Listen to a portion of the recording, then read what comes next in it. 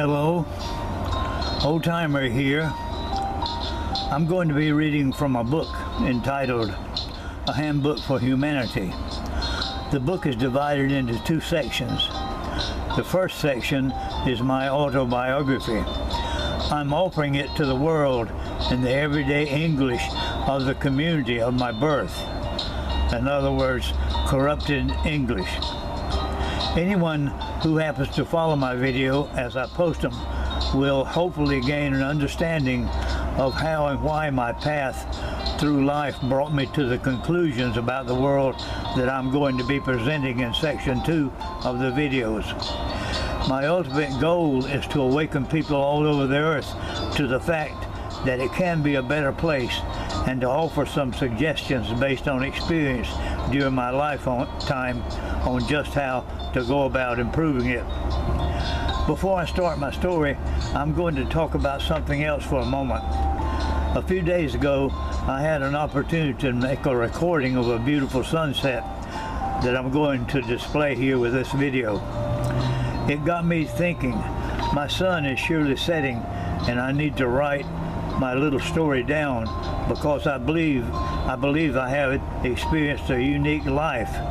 It's been one that has included in-depth study of many of the governments and conditions in many nations during the last century and a half, and so forth. In other words, a lot of background information on many nations.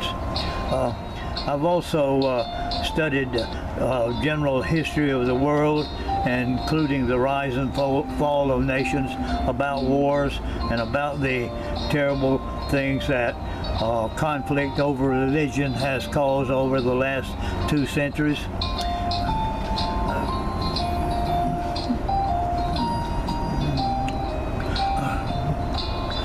During the Korean War, I joined the Navy, of the U.S. Navy, and I was selected to take part in an off-the-radar pilot program that eventually became my life's work. It turned out to have nothing to do with the military at all. Instead, it evolved into a lifetime of studying, as mentioned above, in preparation for each new assignment I was given. More about that later. Section 1, Part 1, The Last Barefoot Generation. I came into this world as a second born in a family of 3 girls and 1 boy, me, just when the Great Depression of 1929 to 1941 was getting started. And here I am in 2024, a person born into a home where the nearest electricity was in a small city at least 25 miles away, in a house with no inside bathroom or running water, and only oil lamps for light at night. And I'm attempting to make YouTube's video here in 2024. My earliest memory is like a picture frozen in my mind. It's a shot of me standing outside a closed bedroom door with nothing on but a dirty diaper. One of those old-fashioned kind of diapers that had a big pin in each side holding it together. My sister, that was younger than me, was being born. I learned later in life that Rosa, one of my mom's best friends, was in that room helping my mom with the birth. They said that Rosa had to put me outside the door because I kept on trying to climb up on the bed and was crying so loud and just getting in the way all the time. Later, it was nice to learn that they put me outside that door and closed it, and there was nobody else within a country mile of where I was. My older sister was at my grandma's house, and my dad was away working with his dad. Rosa's ex is on mine as well as 2 of my sister's papers as a witness to a live birth listed on a certain day in a certain year. Everybody says that I can't remember her being born, but I know that I do.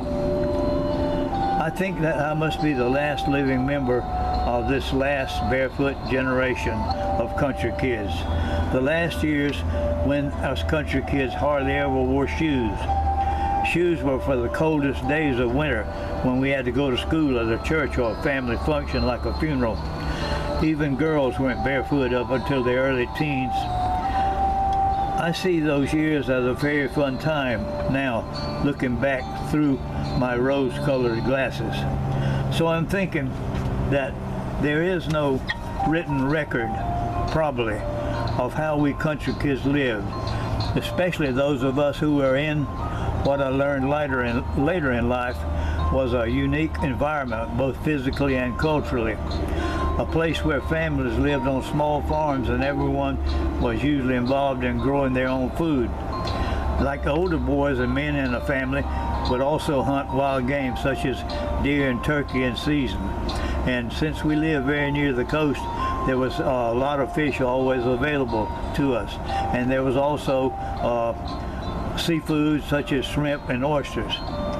This was an area where two races of people lived in close harmony with each other. By the time I was 6 or 7, my dad had taught me to get out of bed early in the morning at daylight and feed and water all the animals we had shut up in different lots or pens. I did that job every day of my life until I went away for my first year in college. I'll have to tell you about that experience later. It seems that my inner clock got set at that time because all my life I've gotten out of bed early out of bed with a sense of getting things done. As a child, I can remember working in our near garden. We called it that because it was closest to the house, cleaning weeds and out from under the bean plants or the okra plants or tomato plants and around the cucumber vines and so forth. Also, when I was about 9 or 10, I can remember helping pick and load watermelons in the summer months or breaking corn in the fall. Let me tell you about Old Maud I just thought of. Old Maud was my grandpa's old mule that my dad started using after my grandpa died. Maud knew what was going on all the time. She would stand wherever you put her and she'd wait until you told her what to do. You could hook her up to a sled, for example, that had a big box on it. And if you started walking around the right side of the big barn and by the mule lot, she would go on ahead and take the sled on down the hill to the branch and across it and up into our first big field. And she'd wait right there until you got there, and then we always left vacant rows between our different crops. And so if you started walking down one of those vacant rows, she'd turn in there with a sled, and then you had to get out of the way because she walked faster than I did. And she'd go all the way down to the far end and turn the sled around without any problem. And then she'd come back to the first vacant rows near the watermelon patch. And she'd stand right there until everybody got there. We usually had a bunch of kids with us helping us pick watermelons. Anyway, once we started picking the watermelons, she would keep watch, and as we moved up the rows with the watermelons, she'd gradually move the sled up, keeping it right near us, because it was like she knew that the watermelons was heavy and she needed to keep the sled as close as possible so we wouldn't have to carry them very far. It was the same if you were breaking corn or pulling fodder. She knew where to be, and when she was loaded, you could tell her, "All right, Maud," and she'd leave. She'd go on down to the end of the row and all the way back across the branch and up to the barns and so forth. And she stopped right there by whatever barn she knew that crop went in. If it was watermelons, she'd stop where she knew we were going to be stacking the watermelons, and she'd wait there until somebody come and unloaded her. And then you could tell her, "All right, Maud," and then she would go back and all the way back up to across the branch and wherever you were, and get the sled right in good position for you to continue your job. Sometimes on the way back, she'd stop by the water trough and get herself a drink of water, but she knew how to do that without getting all tangled up with a harness and so forth. She would do her job just as long as you wanted her to, and she'd come back to wherever she was supposed to be. You didn't have to worry about her. Maud would be right there. One of the last jobs I remember that was assigned to old Maud was pulling the portable sled outhouse so that women picking things like bell peppers and early corn and so forth could go right there to the bathroom near them rather than walking a quarter of an hour to the woods to use the bathroom. Maud got that job because she knew how to keep the outhouse right up along with the workers. And she'd pull it up just like she did the other sleds or cart when we were doing other kind of farm work. My dad made that portable outhouse after he got into the truck farming business right after the Second World War. The truck farming, that's when, right after the war, like I said, people started buying trucks and trailers and down in the south where we were, and they'd come by and ask you if you'd plant sweet corn or cucumbers or watermelons or whatever they want, and if you agreed to plant so many acres or whatever, they'd give you a little down payment and a phone number. Of course, we had to go to town because we didn't have a phone back that time to call them, but you called them and they'd come by and pick up a truckload and pay you for them and take it up north somewhere to Philadelphia or New York and sell it. You know, I think Maud passed away sometimes right after I left home, and I believe thinking Maud really was a good soul. I passed many long summer days with some other boys that lived around me. After I got to the 9th grade, I was only around them from when school was out during the summer in May until the middle of August, because I had to start going to all-day football camp. In my little group of close companions, there was little Fred. He died at 30 with kidney failure, and Peter Jack, he got drafted a year before I was going, and because he was a year older than I was, and he got drafted into the Army. And somehow, right after he finished Army boot camp, and the night before he was to come home on leave before being sent to Korea, he was out in a car with some of his Army buddies, and they ran into a tree, and Peter Jack got killed. Then there was Hammer. His name was James, but everybody called him Hammer. He got hurt when he was about 10, 11 years old when his pony got scared by a snake and threw him off. So he didn't have to go to the Army because he walked with a limp. He learned, he quit school when he was like 14 or 15 and learned to operate a drag line and worked at that all his life until they say liquor killed him because he got to drinking all the time. Everybody called the other kid Zeke, but his name was Clyde. He was a kind of comedian. You could tell he was smart because he taught himself how to play a guitar, even though nobody around had a guitar. Sometimes while I was away in the military, they say he started having terrible headaches, and when he finally died, the doctor said he died from a brain tumor. Tommy, one of my close friends, went to service with me, and he froze to death in Korea when he was 19 and a half years old. We were in the same lineup going the steps into the building in the city where you signed up to go in the military. We went in because we were going to be drafted. And I asked him 2 or 3 times not to join the Marines, but go in the Navy with me. But he said he wanted to get the tough Marine training so he could be a boxer one day. What is luck? You never know. Josie, well, his name was Joseph, but we called him Josie, was exactly my age to 5 days, and we lived not far from each other and grew up very close friends. We had to go to different schools because Joseph was black, and I need to tell you about that kind of thing a little later. Anyway, Josie stayed on where we grew up and worked on the railroad section gang until he retired. I didn't see much of him as the years went by because I went far away and only passed through there 3 or 4 times in all those years. I did look him up when we were in our 70s and solemnly promised him that I would see him again and we'd go fishing.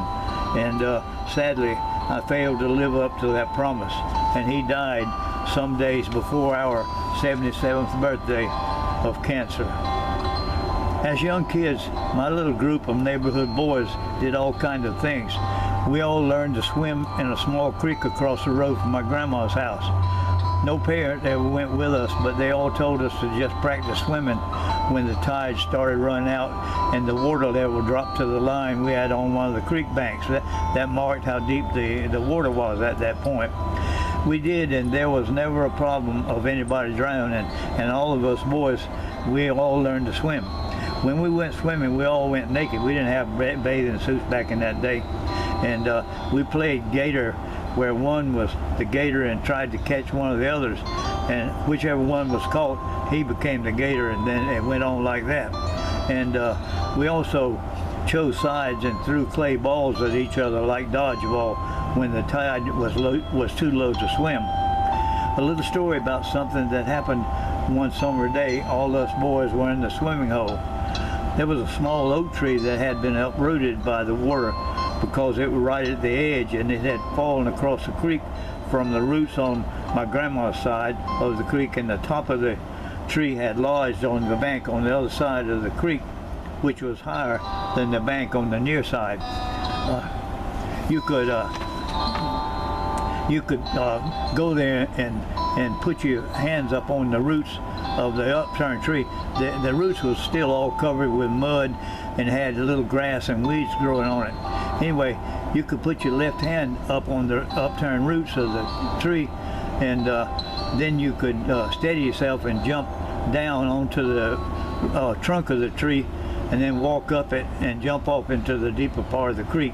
That's the way we ran and went around when we were playing gator, to escape from each other. Anyway, I went to do that thing one day, steady myself with my left hand on the upturned tree root, and as I jumped over to the trunk of the oak tree, well, I put my left hand right down on a pile of coiled up snake. I jerked it back in a flash and managed to jump far enough out that I landed in the water. And the snake, he fell off and landed in the water about 5 feet downstream from where I landed. At that time, it happened so quick that none of the other boys was looking directly at me and just heard me yell before they looked. We couldn't tell as it swam off if it was a very poisonous cottonmouth moccasin or a water snake that looks just like the cottonmouth moccasin. That experience made me really scared after the fact. Our lives were near like Tom Sawyer's and Huckleberry Finn's from Mark Twain's books that were so popular years ago. From what has gone on since my time, I believe my bunch of kids lived the last of that kind of a free, adventurous life. The river changes with time, but it flows onward into the future, just as our lives do.